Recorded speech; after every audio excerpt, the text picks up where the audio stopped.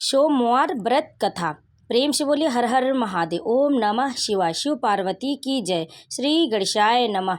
भक्तों, आज हम सुनेंगे सोमवार की व्रत कथा, जिसके सुनने से संतान की आयु लंबी होती है और समस्त मनोकामना भी पूर्ण होती है। तो प्रेम और श्रद्धा के साथ इस कथा का श्रवण अंत तक करें और कमेंट में ओम नमः शिवाय हर हर महादेव अवश्य लिखें। तो प्रेम से बोलिए भगवान शिव शंकर की जय। एक नगर में एक बहुत धनवान साहूकार रहता था। उसके घर में धन की कमी नहीं थी, परंतु वह बहुत दुखी था, क्योंकि उसके कोई पुत्र नहीं था।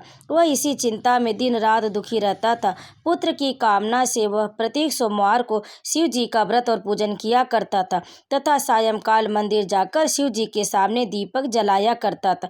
उसके इस भक्ति भाव को देखकर एक समय माता पार्वती ने शिव जी से कहा, महाराज, यह साहूकार आपका अनन्यतम भक्त है, सदैव आपका व्रत और पूजन बड़ी श्रद्धा से करता है।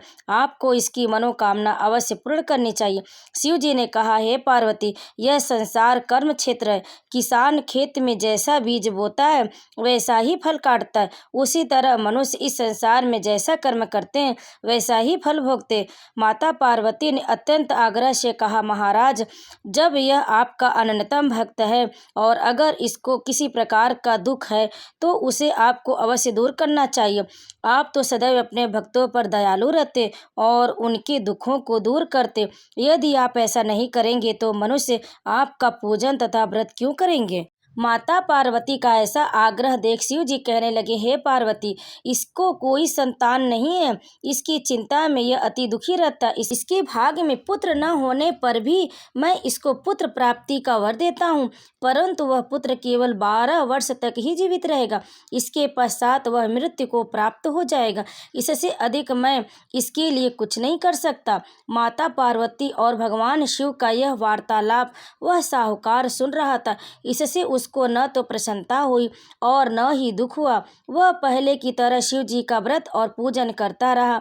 कुछ समय पश्चात साहूकार की स्त्री गर्भवती हुई और 10वें महीने उसके गर्भ से अति सुंदर पुत्र उत्पन्न हुआ। साहूकार के घर में बहुत खुशियां मनाई गई, परंतु साहूकार तो यह जानता था कि उसकी केवल 12 वर्ष की ही आयु, इसलिए उसने अधिक प्रसन्नता प्रकट नहीं की और न ही किसी को ही यह भेद बताया। जब वह बालक 11 वर्ष का हो गया तो बालक की माता ने उसके पिता से उसका विवाह करने के लिए कहा।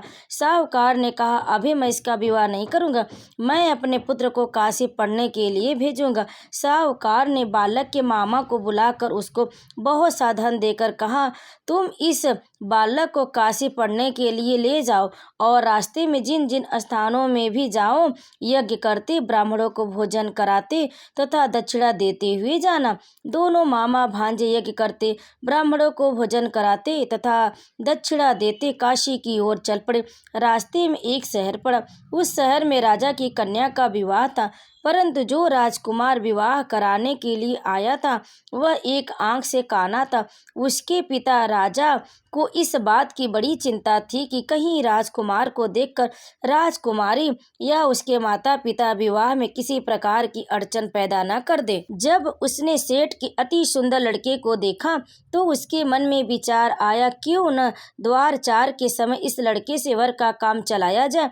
ऐसा मन में विचार कर उस राजकुमार के पिता ने उस लड़के और उसके मामा से बात की और वे राजी हो गए। फिर उस साहूकार के लड़के को वर के कपड़े पहनाकर तथा घोड़ी पर बैठाकर कन्या के द्वार पर ले गए। सभी कार्य प्रसन्नता से पूर्ण हो गए। राजकुमार के पिता ने सोचा कि यदि विवाह भी इसी लड़के से करा लिया जाए तो क्या बुराई है। ऐसा विचार कर लड़के और उसके मामा से कहा, यदि आप फेरों और कन्यादान के काम को भी पूरा करा दें तो आपकी बड़ी कृपा होगी। मैं इसके बदले आपको बहुत सारा धन दूंगा। दोनों ने इसे सहर्ष से स्वीकार कर लिया। विवाह कार्य बहुत अच्छी तरह से संपन्न हो गया। सेठ का पुत्र जिस समय जाने लगा तो उसने राजकुमारी की चुंदड़ी के पल्ले पर लिख दिया, तुम्हारा विवाह मेरे साथ हुआ। परंतु जिस राजकुमार के साथ तुम विदा होगे वह एक आंख से काना है। मैं काशी पढ़ने जा रहा हूँ। सेठ के लड़के के जाने के बाद राजकुमारी ने जब चुंदड़ी पर ऐसा लिखा हुआ पाया तो उसने काने राजकुमार के साथ जाने से मना कर दिया। उसने अपने माता पिता को सारी बात बता दी और कहा कि यह मेरा पति नहीं है, मेरा विवाह इनके साथ नहीं हुआ। जिनके साथ मेरा विवाह हुआ है वह तो काशी पढ़ने गया। राजकुमारी के माता पिता ने अपनी कन्या को विदा नहीं किया और बारात वापस चली गई। उधर सेठ का लड़का और उसका मामा काशी पहुंच गए। वहां जाकर उन्होंने यज्ञ करना और लड़के ने पढ़ना शुरू कर दिया। जब लड़के की आयु 12 साल की हो गई उस दिन उन्होंने यज्ञ रचा रखा था। लड़के ने अपने मामा से कहा, मामा जी आज मेरी तबीयत कुछ ठीक नहीं है। मामा ने कहा, अंदर जाकर सो जाओ। लड़का अंदर जाकर सो गया और थोड़ी देर में उसके प्राण निकल गए। जब उसके मामा ने आकर देखा कि उसका भांजा मृत पड़ा है तो उसको बड़ा दुख हुआ। उसने सोचा कि अगर मैं अभी रोना पीटना मचा दूंगा तो यज्ञ का कार्य अधूरा रह जाएगा। अतः उसने जल्दी से यज्ञ का कार्य समाप्त करवाकर ब्राह्मणों के जाने के बाद रोना पीटना शुरू कर दिया। संयोगवश उसी समय शिव पार्वती उधर से जा रहे थे। जब उन्होंने जोर जोर से रोने की आवाज सुनी तो पार्वती जी कहने लगी, महाराज कोई दुखिया रो रहा है, इसके कष्ट को दूर कीजिए। जब शिव पार्वती वहां पहुंचे तो उन्होंने पाया कि वहां एक लड़का मृत पड़ा था। माता पार्वती कहने लगी, महाराज यह तो वही सेठ का लड़का है जो आपके वरदान से उत्पन्न हुआ था। शिव जी ने कहा, पार्वती इसकी आयु इतनी ही थी, वह यह भोग चुका। तब पार्वती जी ने कहा, हे महाराज इस बालक को कुछ और आयु दो, नहीं तो इसके माता पिता तड़प तड़प कर मर जाएंगे। माता पार्वती के बार बार आग्रह करने पर शिव जी ने उसको जीवन का वरदान दिया। शिव जी की कृपा से वह लड़का जीवित हो गया। शिव जी और पार्वती कैलाश पर्वत को चले गए। शिक्षा पूर्ण होने पर वह लड़का और उसका मामा उसी प्रकार यज्ञ करते, ब्राह्मणों को यज्ञ कराते तथा दक्षिणा देते अपने घर की ओर चल पड़े।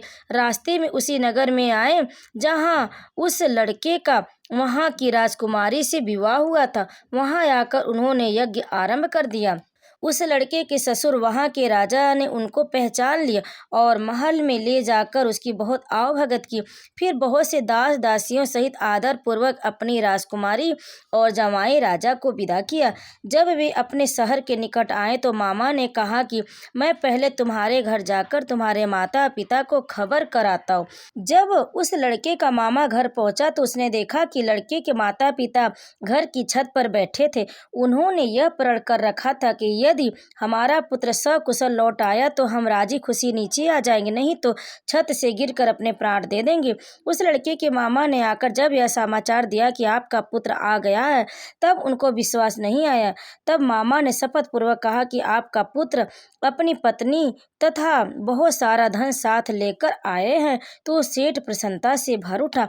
सेठ सेठानी आनंद पूर्वक नीचे आए। बाहर आकर उन्होंने अपने पुत्र तथा अपनी पत्नी का उसकी पत्नी का भरपूर स्वागत किया। सभी प्रसन्नता के साथ रहने लगे।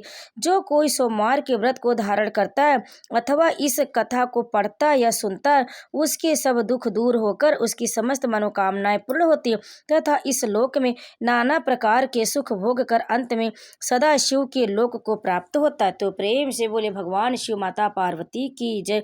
भक्तों अब आइए सुनते हैं सोमवार की प्रदोष व्रत कथा, जिसे भी आप अवश्य सुने। पूर्व काल में एक विधवा ब्राह्मणी नित्य प्रातः ऋषियों की आज्ञा ले अपने पुत्र को साथ लेकर भिक्षा लेने जाती और संध्या को लौटती। भिक्षा में जो मिलता उससे अपना कार्य चलाती और शिव जी का प्रदोष व्रत भी करती। एक दिन वह भिक्षा के लिए अपने पुत्र के साथ जा रही थी तो मार्ग में उसने विदर्भ देश का राजकुमार मिला। शत्रुओं ने उसे उसकी राजधानी से बाहर निकाल दिया था और उसके पिता को मार दिया था। अतः वह मारा फिर रहा था। ब्राह्मणी उसे अपने साथ ले आई और अपने पुत्र के साथ साथ उसका भी पालन पोषण करने लगी। एक दिन उन दोनों राजकुमार और ब्राह्मण बालकों ने वन में गंधर्व कन्याओं को देखा।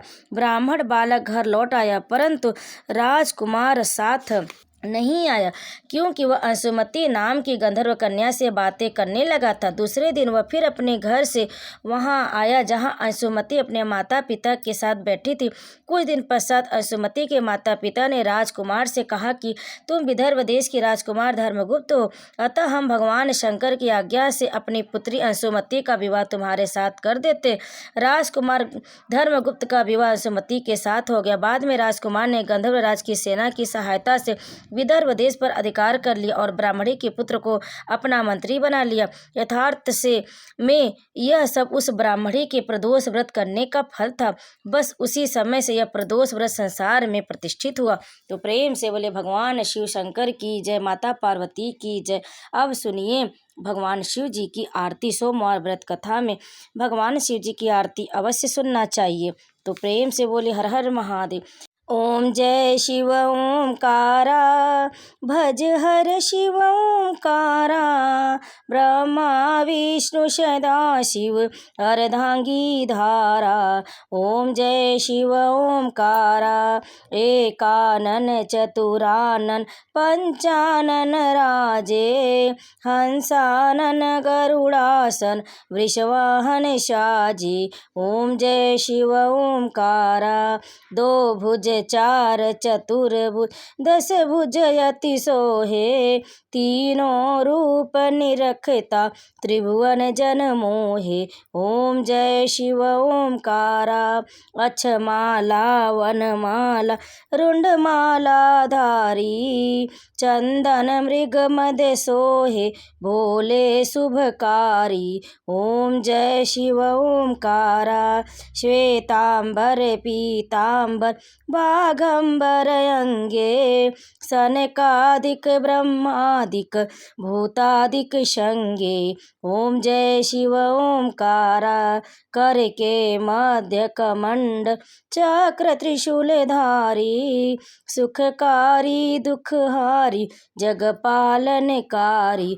ओम जय शिव ओंकारा, ब्रह्मा विष्णु सदाशिव जानत अविवेका, प्रणवाक्षर के मध्य ये तीनों एका। ओम जय शिव ओंकारा, त्रिगुण स्वामी जी की आरत जो कोई नर गावे, कहत शिवानंद स्वामी मनवांछित फल पावे।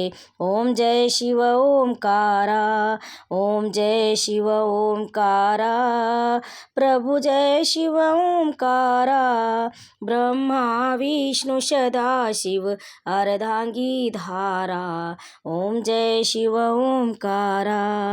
प्रेम से बोले भगवान शिव शंकर की जय, माता पार्वती की जय। भक्तों, कथा को अंत तक सुनने के लिए आप सभी का बहुत बहुत धन्यवाद।